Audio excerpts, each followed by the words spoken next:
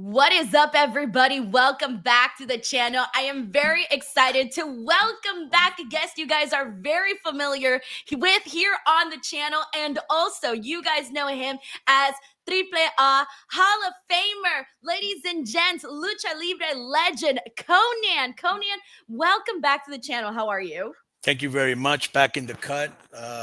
Love always chopping it up with you. What you got? Boom. Yeah, let's go, man. I'm excited. So, it's been a while since we actually chatted, and I feel like so much has happened And let me tell people since our then. backstory real quick. So we met Yeah. in Aero Lucha, which was a promotion that at that time was promoting in Texas. And you were a young green announcer. I kind of took you a little bit under my wing, and you were just a sponge. And I'm glad to see your growth.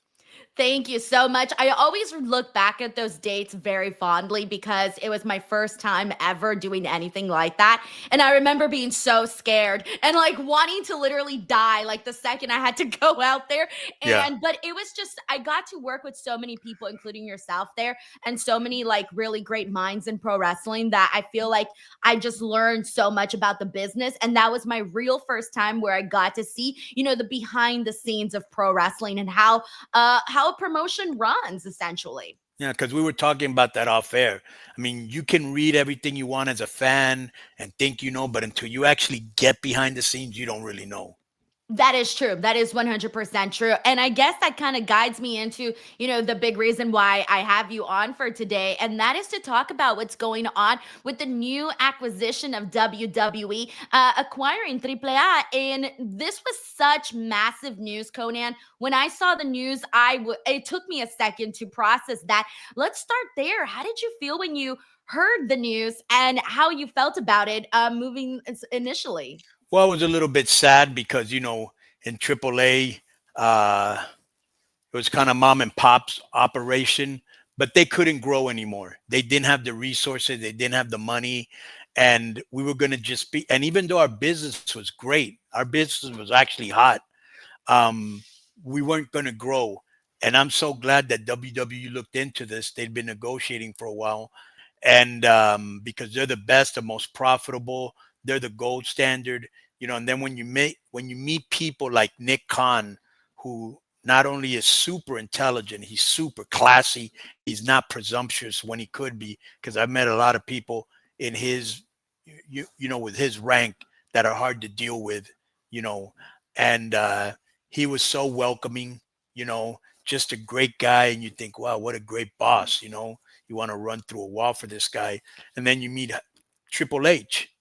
I'd met him before a couple times because he's real good friends with our mutual friend X Pac, who I shout out him and his new dog. I love that guy. That is my brother from another mother. And so he, a lot of times he would go in there to talk to Triple H, and I was with him, and I got a feeling for him. But I always heard, like, I hung around a lot with Hall and Nash, and obviously Pac, and they always spoke highly of him. But anyways, when I met him, the main thing about Triple H is he's very great sense of humor, and he's not presumptuous either, which is so cool. And he's laid back, and it's been great working with them and Jeremy Borash and the Undertaker, who's the same way. Undertaker, like I don't know if you've seen LFG. Have you seen LFG? I have actually, yes. Okay, see how he is on that show? Easy like Sunday morning, like driving midnight at cruise control, laid back like a motherfucker.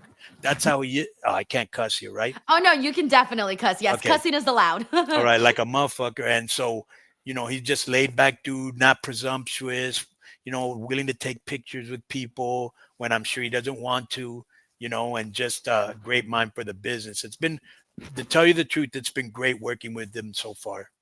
Was it surprising for you to, because like you said right now, when you hear of people that are in such important positions and you start to wonder, and of course you yourself are in important positions too, but you just never know what that working relationship is going to be like. Are they going to Right. put a lot of pressure on you?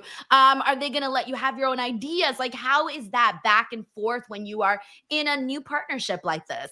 Yeah, it's just been excellent because they're smart at what they do. They understand what works and what doesn't work, and that they don't, so they'll ask us for opinion on stuff.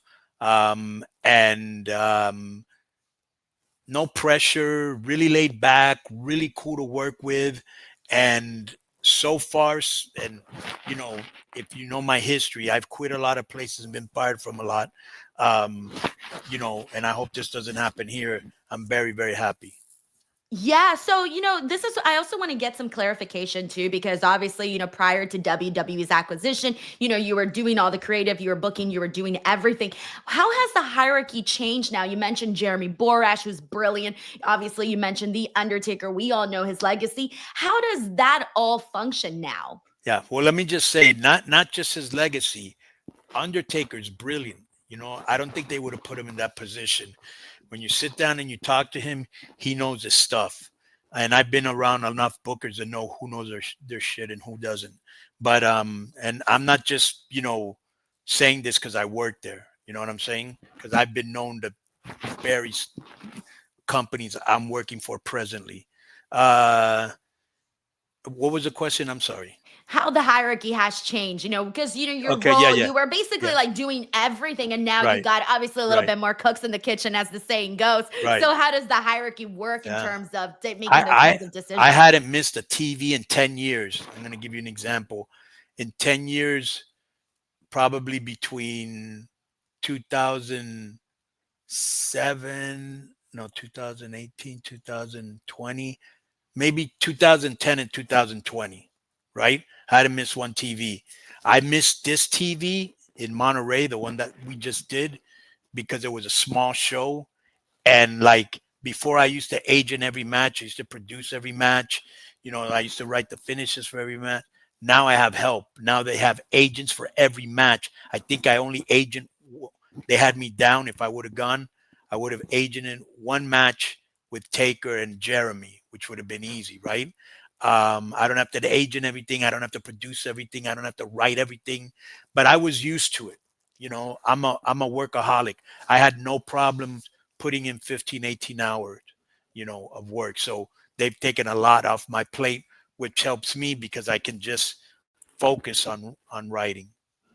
Do you feel much better about that? Because, like you said, when you're so used to doing so many things and then suddenly, it's being delegated to other people, you're like, Yeah. oh, wait, hold a second. I do feel naked because it was always, oh, go to Conan. But the guys they have doing what I used to do, they're top notch guys that know what they're doing. If they were dumbasses, I probably would be mad.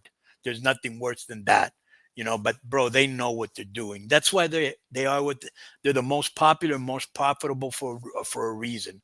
And you've gone behind, you've seen that machine. The magnitude and the professionalism is nobody. I've been in AEW, and I'm not trying to bury them, bro. Let me tell you this, Denise. If WWE wasn't around, they'd still be number two. Nothing. Wow. Okay. I mean, I'm going to take your word for it. You've been behind those scenes. I have not been behind those scenes.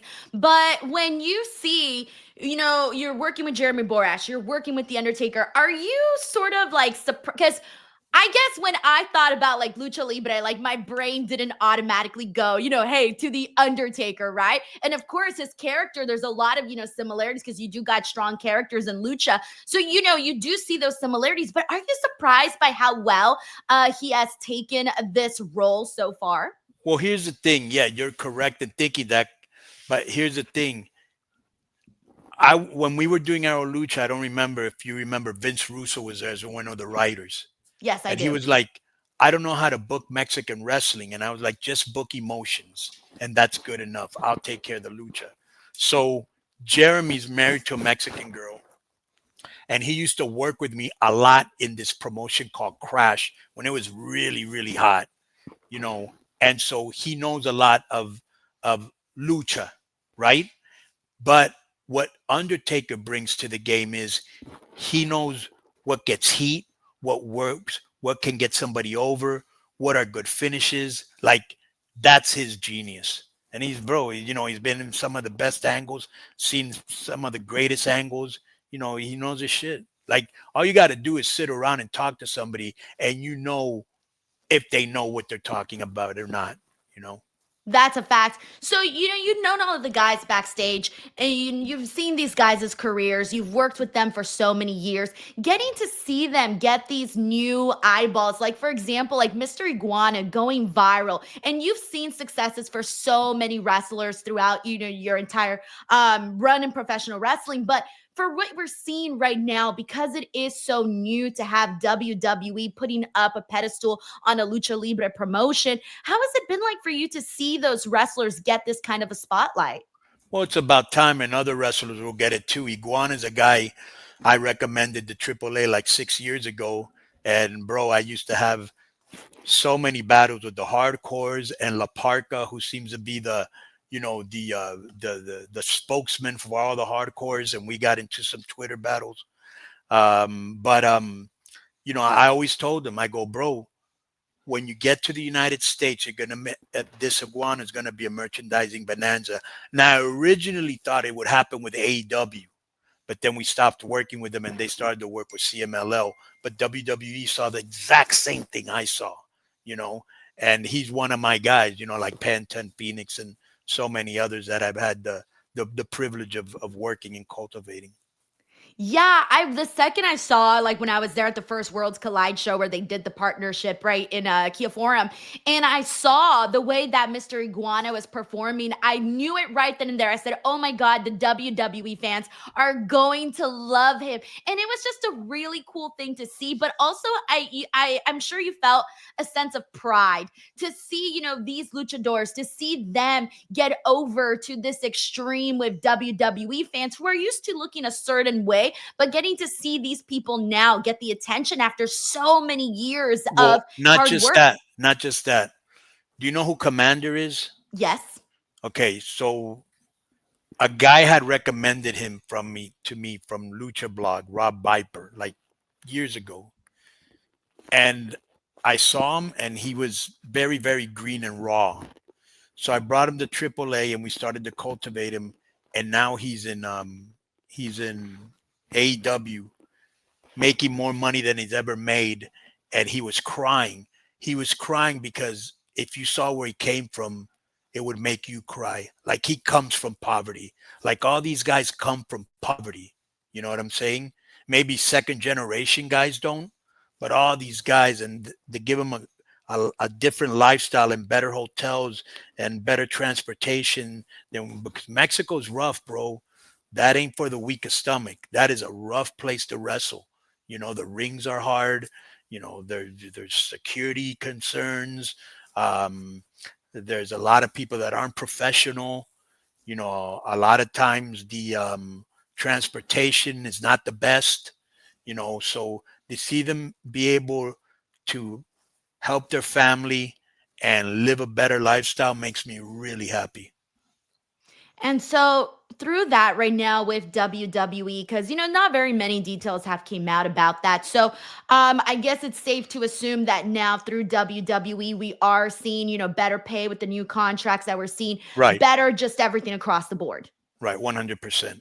Yeah. I love that. Oh my God, that's incredible. And I'm wondering like how that is just going to change. How do you think that's going to change Lucha Libre in general in Mexico, and how people were used to getting paid, and how just everything, like how does that impact the entire like I landscape of think it? the main thing it's going to change is a lot of the Mexican wrestlers, they're not motivated because they don't get paid that much, right?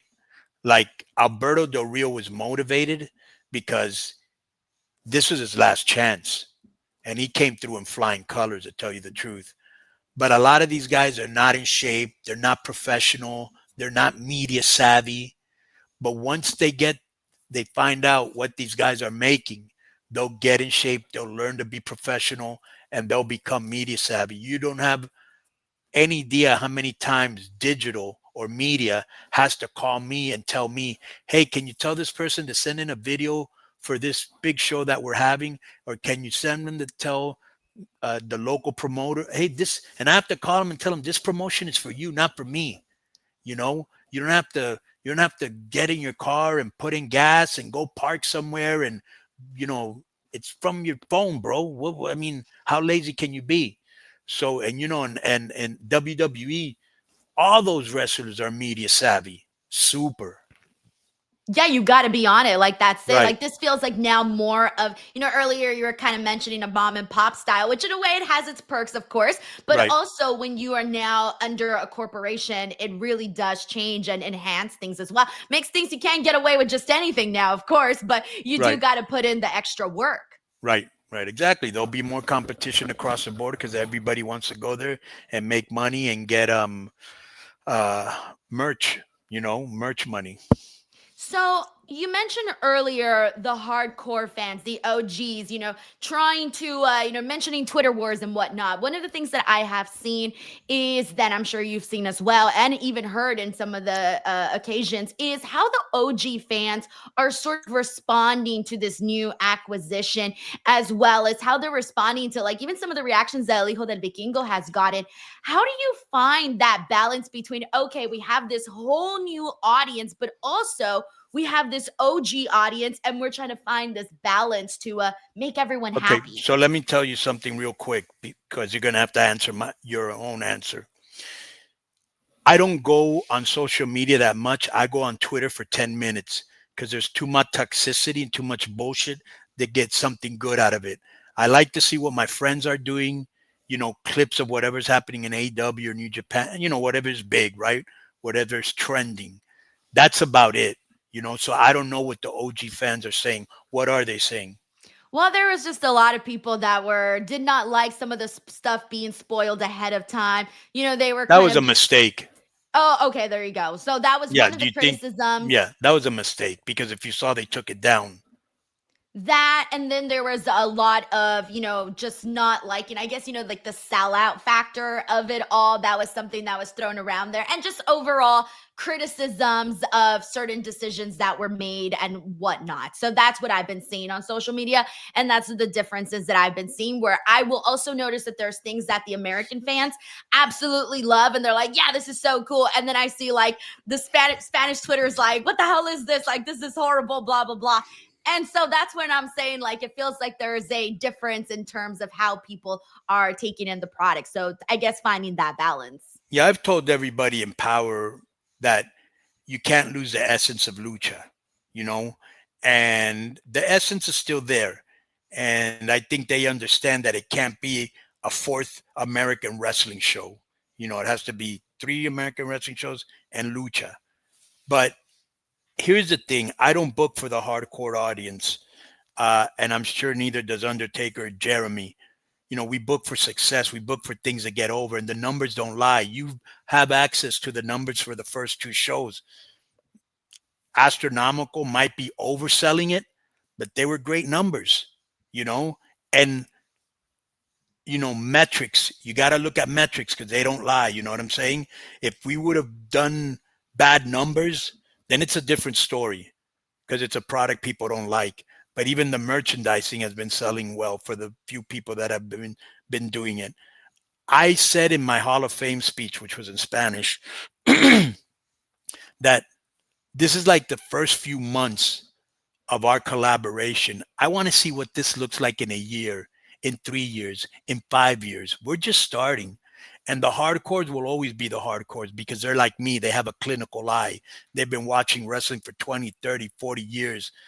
The casual fans doesn't know what blown up means or you know what I'm saying? They don't really know. They just were they entertained or weren't they entertained? And the casual fan is way bigger than the hardcore fan. Not to minimize them, but I don't really read what they say, and I kind of don't care.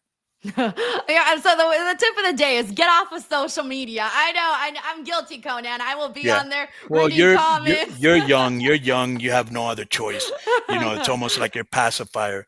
But Yeah. I I there's too much negativity, too many tough guys on there, too many assholes. Because a lot of people will bury me, but yet when I go to autograph signings, I've never ever had a guy bury me to my face. A guy that had the balls to say, well, I'll pay $20 to take a picture with this motherfucker or whatever it is, right? And go, you know what, Konnan? I just came to say you're a dick.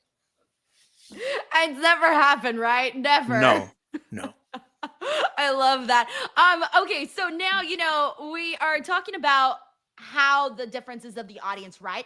But also, how do you think, we mentioned production, we mentioned the pricing and all of that, and what different people like Jeremy Borash and the Undertaker bring to it. But how does WWE, in your eyes, sort of enhance Lucha Libre, not just in the States, but also in Mexico?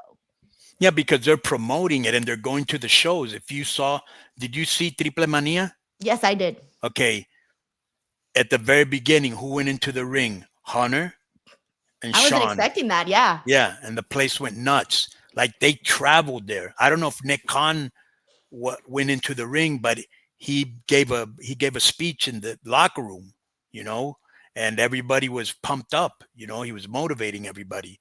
Hunter motivated everybody, and to see them there shows them that they care. They could have been somewhere else. Plus the fact that they're trying to get us a TV deal. You know, you'll be able to watch us on TV, not YouTube. The way they want to promote us worldwide, not just in Mexico and the United States, worldwide. They understand that this is something that could get traction worldwide. When you got guys like Mr. Iguana, maybe Pimpinella will get over. You don't know Mascarita Sagrada, like the Microman, that stuff he did With with Omas. right, Yeah. that was great. You know, so I we're just starting, bro. One of the things that I've noticed is just a lot of viral moments coming out of the show, because I watched the show a couple of hours later. Right, And prior to like actually watching live, like I was seeing all of the viral clips that were going on, and I'm like, oh shit, it kind of felt like a can't miss show. Like if you weren't watching right then and there, like you better start watching, because you're missing out on all of these viral moments. Is what that right. felt like. So I kind of felt like that was one of the selling points to like attract these new audiences, to get them to watch before you guys actually get the TV deal. Yeah. Well, like I said, they've done a great job of promoting, and they show up for the shows. We have meetings with Triple H. He's the guy that makes the final decision. Bruce Pritchard is there, who, as you know, he's like an encyclopedia of wrestling. I mean, they have so many great guys there working with us. I mean, how could this go wrong? And I've been booking for 20 years. I know Lucha inside and out.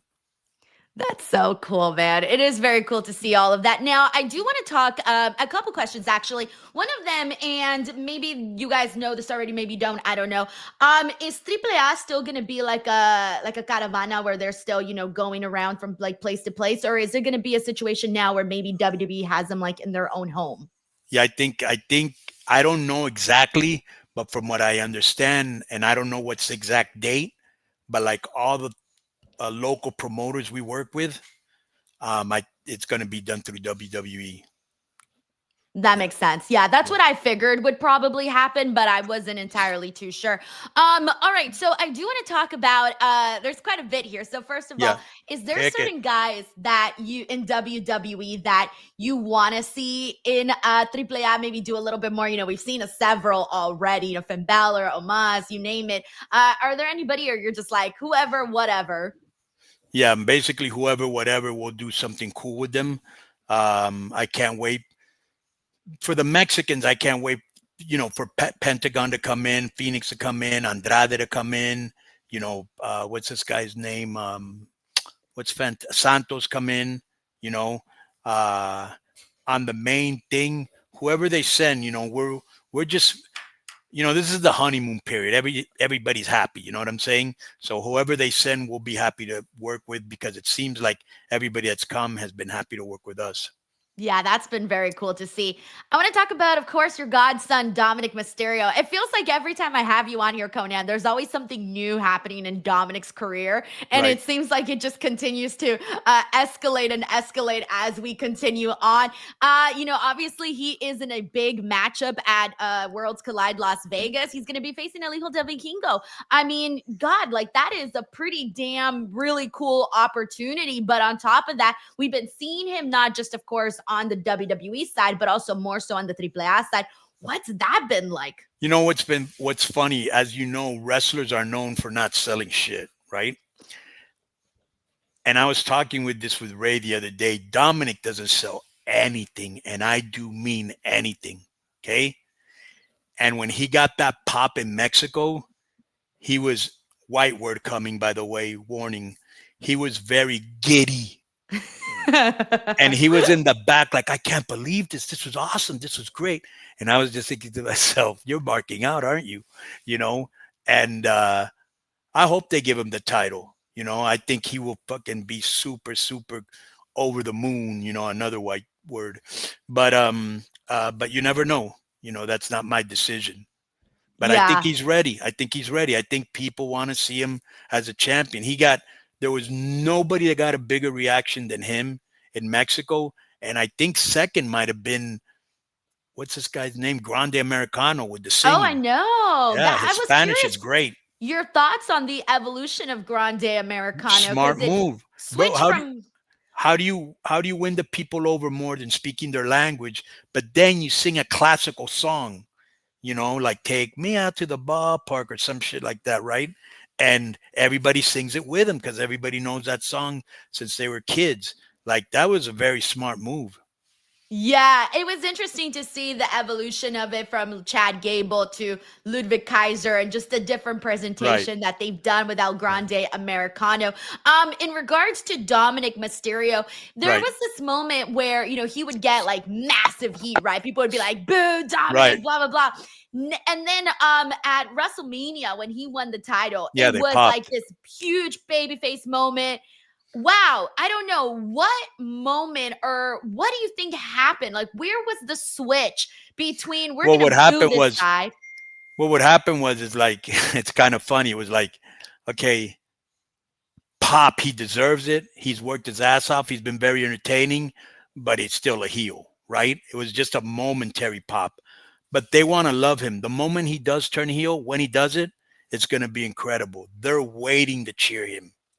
I was kind of mad after that. I was like, why? I'm like, I want to see him babyface on Monday Night Raw. I'm like, I want to cheer him. That's why I was mad. I was like, I want to cheer Dominic Mysterio now. And Yeah. it's weird that I'm not yet cheering him just yet, right? Like I am, Yeah. but in a different Well, way. that's what they're doing to everybody. They're holding him back. They know that. Bro, they're very smart. They're sharp. There's a reason they are where they are, and they're very sharp. And they know people want to like them, but they're just keep holding him back. Might happen this Saturday. You never know, right? Yes, exactly. For the new audiences that are not familiar with as many of the people on the card that you see here, like Psycho Clown, Pagano, you name it. Who are some of those names in AAA that you're like, okay, WWE fans, you're gonna want to pay attention to this person and give them a little extra love, possibly. Are you talking about the show coming up? Yeah, and the show coming up, people we haven't seen on there yet, all of that. Okay, so obviously, Vikingo, they can boo him all they want. This guy's special. I always said that after Rey Mysterio, the best high flyer was Ricochet. For whatever reason, they didn't let Ricochet do what he did at Lucha Underground in WWE. Then after Ricochet, I said it was Phoenix, but Phoenix was always hurt. And then after him, it was Vikingo. Vikingo special, generational talent, 100%. I think they're gonna blow the roof off. For those that don't know him. Um, Interesting. I love Kofi Kingston, Xavier Woods, always have. Uh, they'll be fighting Psycho Clown and Pagano. And Pagano's kind of like, he's one of these guys that people love.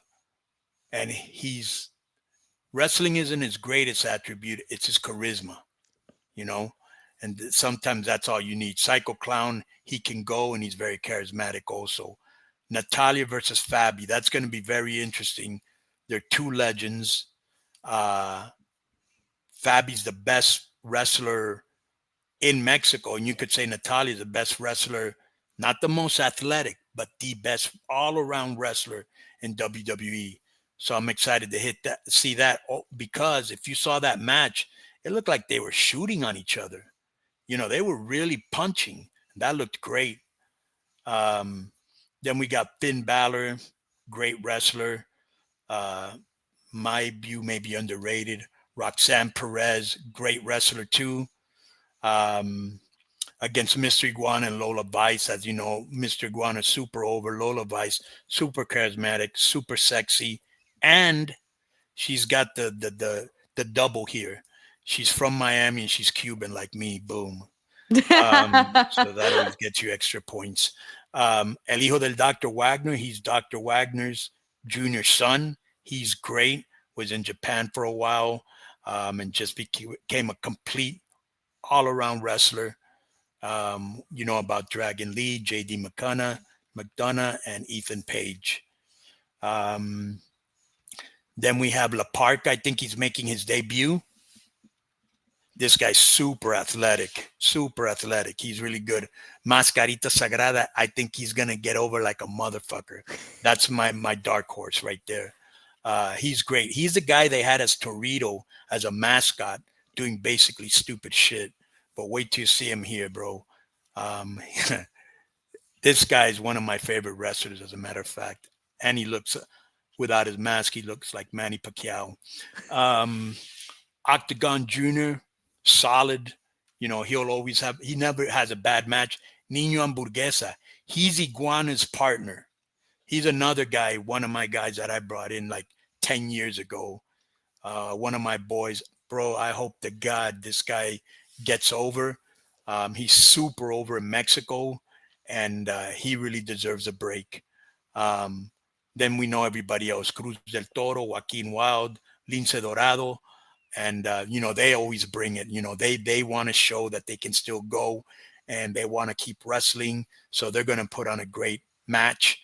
Mini Abismo Negro, who's from Juarez, he's a great base, and so he'll be a great base for Mascarita. This is a great show. This is a great show. This will be a like a really good show. Coming up from we have a trio called Las Toxicas. It's a three girls, and they're very very popular and over. They would get very over if they win. Um, who else do we got? Uh, uh, oh, Pimpinella. I think Pimpinella would get super over. Dang, those are all names that I'm like, yeah, I really hope that I'm with you on Nino Hamburguesa. I really hope that the WWE fan base like takes him, Yeah, embraces him, just kind of like they did with Mr. Iguana, because it would yeah, be really cool to see and their that. partners too. Yeah, yeah. Yeah, Conan, before we wrap up the interview, I have one final question for yeah. you, and that is, Kick it. what is your goals, your hopes, your in regards to this partnership with WWE and AAA? Like, what do you want to see really come out of this? Look, Denise, I've been advocating AAA for over 30 years. You don't know how many investors I went to, how many networks with Antonio Pena and other people, and never got anything. Um, I'm super excited because the vision that I had in WCW when I brought all the luchadors, finally the rest of the world is seeing what I saw, you know, and I just saw something very creative, mass, which they didn't use here, hair versus hair matches, which they don't do here, mass versus mass matches, we don't do here. Hopefully, we'll do it in the future. You know, minis, exoticos, intergender matches, which start in AAA. That's all us, man. That's all us. And I wanted the rest of the world to see it and to see the great high flyers like Rey Mysterio, Psicosis, Juventud Guerrera, and now you see the new guys, you know, and you know Pentagon and Phoenix, and so I'm so happy this is happening. I'm very excited that I get to work with my godson and my best friend, who's my brother, Rey Mysterio. Plus, I have a lot of people there that I spent a lot of time with, like Ron Killings for one, that I love to death, you know. And so it's just great to come back and connect with old people, make some new friends. And you know what? They may say, oh, you're ass kissing or you're shilling. I have great bosses, and that makes my job so much easier and so much more pleasurable. 100%. Well, I'm excited. I'm curious to see what comes out of the shows. Of course, we'll be watching here on the channel. But Conan, thank you so much for coming on here again, and sharing the insight that you shared. Always really nice to hear from you and have you on the channel. Please tell the people where they can check out the stuff that you do, where they can check out your podcast, everything. Yeah, I got a podcast. It's called Keeping It 100 with Conan and Disco. Disco Inferno is my co-host, and basically we it's kind of like a men's magazine. You know, we talk wrestling, we talk UFC, we talk sports, we talk politics, we talk current events, we talk movies. So a whole array, a whole white word coming, litany of things. And so you can check us out. We're on Spotify, Amazon, Apple, Facebook, YouTube. You know what I'm saying? Come check it out. And I just want to say to Denise, so happy for your growth. Thank you for the invitation, and I'm always available for you. Thank you so much. I was glad that you said yes. I was like, yeah, let's go. I always Yeah. love having you on the show. So thank you so much. And I'm going to post all of the links to where you guys can listen to Keeping It 100 in the comments section, in the description box below. And as always, thank you guys so much for watching. Do not forget to subscribe. Do not miss Worlds Collide Las Vegas, September 12th. And we're going to be streaming it here, and it's going to be on YouTube, all of that good stuff. Thank you guys so much for watching. We'll catch you guys on the next one. Bye, everyone. Thank you very much. Gracias.